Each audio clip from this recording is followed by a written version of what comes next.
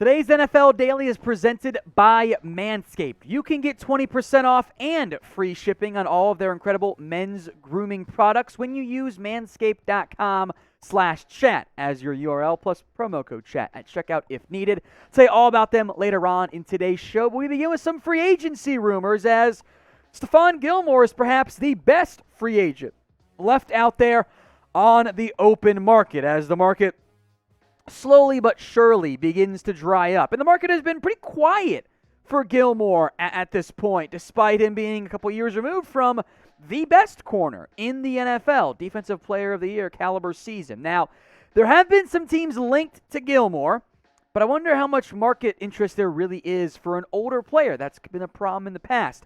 Pro Football Network's Aaron Wilson mentioned two teams, the Chiefs and the Las Vegas Raiders as potential fits, teams that have been in contact with Gilmore. I think one of those, as we'll get into more in a moment here, makes more sense than the other. But Gilmore, who was, again, one point the best corner in the NFL, is coming off a bit of a down year. He was hurt for a good portion of 2021, only plays in 8 games, does pick off 2 passes, only breaks up 2 more. And the play has declined. And this is not bad play. 2020 was not bad play either for Stephon Gilmore. But 2019, I would argue, was his peak. A completion percentage of barely 50%. That's gone up by 7% into 2021. The yards per target has gone up as well. And this is, again, from 2019 to 2020 because that's when he was a bit more healthy than his 8-game season last year. Only allowed 1 touchdown against 0 in 2019. Again, that's not bad, not quite the same.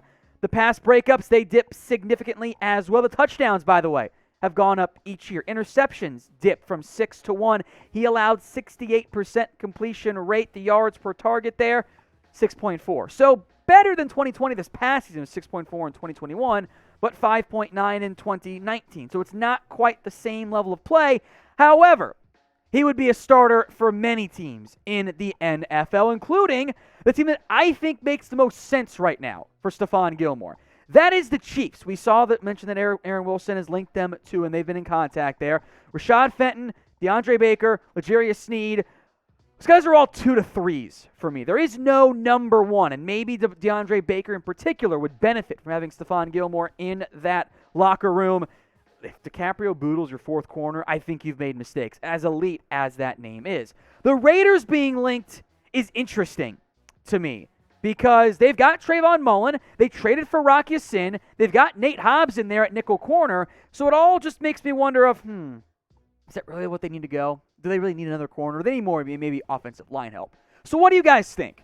Who do you think will sign Stephon Gilmore? I'm going to make this question the pinned comment on today's video. So if the ad break comes here on YouTube, I want you guys to take advantage of it. Head down there and make your predictions. Where will Gilmore sign in NFL free agency?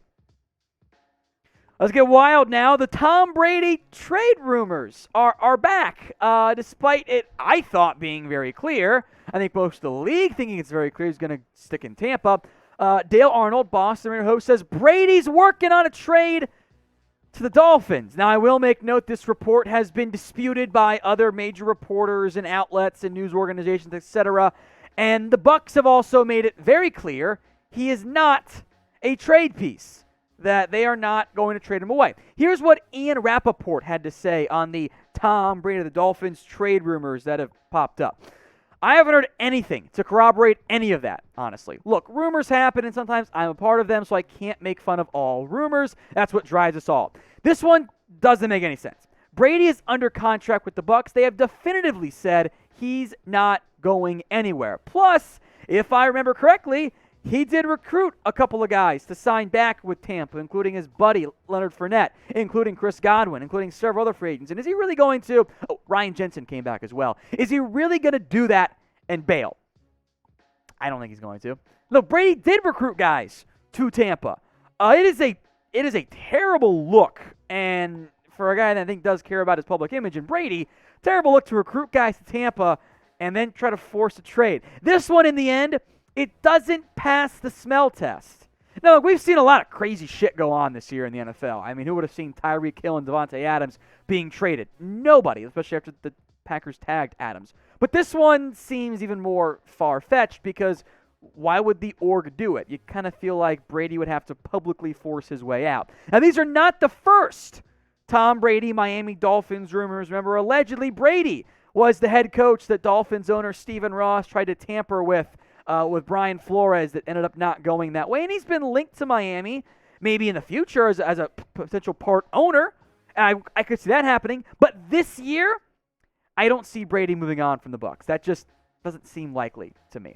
So what do you guys think? At some point in the future, maybe it's next year, 2 years, 3 years, when advanced robotics has allowed Brady to play at age 70, will he play for another team? Y for yes or N for no? I think we all know Tom Brady manscapes, right? Come on. You should too. 20% off and free shipping at manscaped.com/chat. That's CHAT at the end of manscaped.com. All their products get you that promo code, or use the promo code to get 20% off and the free shipping, including the Ultra Premium Collection. Deodorant, body spray, body wash, shampoo and conditioner, lip balm, and of course you get 20% off and free shipping on the Lawnmower 4.0, the Weed Whacker. Any and all of their great products are also on sale. So check the comments section and check the description. Manscaped.com/chat. Use promo code chat to get that Manscaped deal. The highest paid wide receivers in the NFL. Right now, that is Tyreek Hill, Devontae Adams, DeAndre Hopkins, DJ Moore, and Keenan Allen. Well, guess who else wants to be inside that conversation? Jarvis Landry. You can type LOL in the comments if you want to. Landry has switched agents since being cut by the Browns. Now remember, Landry was going to make about $15 million per year from Cleveland, and nobody traded for him because the contract was way too expensive. So naturally, according to Pro Football Talk, Landry has hit free agency and is demanding or looking to get a deal around $20 million per year. What? No team in their right mind is going to pay Landry $20 million per year. Frankly, I don't know if Landry's going to get $20 million over the rest of his career. Like, that is an exorbitant sum and a total misjudge of one's own value. So I want you to be honest here. What is Jarvis Landry worth per season? We're going to do the stats here in a minute, but I want to hear from you guys. Drop a number. Is it 5, 7, 10? Do you think it's 15? Let me know in the comments. What is Jarvis Landry worth per year? I know Landry's missed time in 2021. You cannot tell me this level of production is worth $20 million. Trying to get Christian Kirk. He's not even as good as Christian Kirk is anymore. He is on the wrong side of his career. He has begun his decline. So, look, I like Landry. Don't get me wrong. I think he's a good football player. He should start for some team out there. The Saints, maybe? But he ain't getting $20 million. It might take him a 3-year contract to get $20 million total. Like, I would be surprised if he got $10 million a year. So, look, maybe Landry's agents are awesome. Maybe he can talk himself up, but especially now that we're almost into April, him getting $20 million is not a realistic goal. And if his agents kept telling him, dude, you're not worth that, they were right. And if the agents wanted it, well, that's wrong, because that's just not what the market looks like at all for a player like Landry. It's just not. I'm sorry. Now, if you want more NFL coverage, including a tracker coming up here in a minute of all the latest moves around the NFL, subscribe. YouTube.com/ChatSportsTV. Non-stop coverage right here on Chat Sports. That's NFL free agency. And, of course, the NFL draft's like a month away. And we're going to have you guys covered for every single pick live. So if you haven't already, subscribe. It's YouTube.com/ChatSportsTV. You're probably watching on YouTube, so hit that big red button right now. Let's hit the latest NFL news as we break down the tracker for you guys. A bunch has happened past couple days. I love this signing. Kyzir White, a 1-year, $5 million deal with the Philadelphia Eagles, up to $5 million, I should say. It's a steal. I think there are a ton of teams that should have signed White for 1 year, $5 million, including the Chargers. They are in a bit tricky spot at linebacker here, so I love this move by Philadelphia. The Eagles have two of my favorite signings this offseason. Now Kyzir White and Hassan Reddick as well. Ronald Jones, Rojo, gets to go form an awkward multi-headed attack in Kansas City. Clyde Edwards-Helaire owners down bad everywhere, but Ronald Jones gets a one-year deal. We do not have the contract details at this point.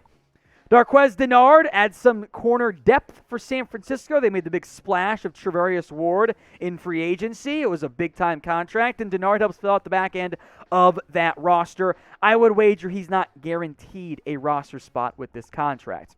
Greg the Leg, as Cowboys fans everywhere are actually happy with this one. He's off to the New York Jets, a one-year, $2.75 million deal. I don't have the guaranteed money. I want to see that before I know if it's a good deal or a bad deal. Zuerlein is awesome from distant. He was inconsistent this year in a major way, missing way too many field goals. And finally, Gerard Davis going back to the Detroit Lions, a one-year deal, details not yet known. Gets to play again with the Detroit Lions, and his old college teammate, Alex Anzalone, is also there in Detroit on, I believe it's a one-year deal too. As the Lions have stopgap options, I still think a first-round pick or a second-round pick or an early day 2 pick is in the cards for the Lions at the linebacker spot. This particular move should not preclude them from adding help if they find a good one in the draft.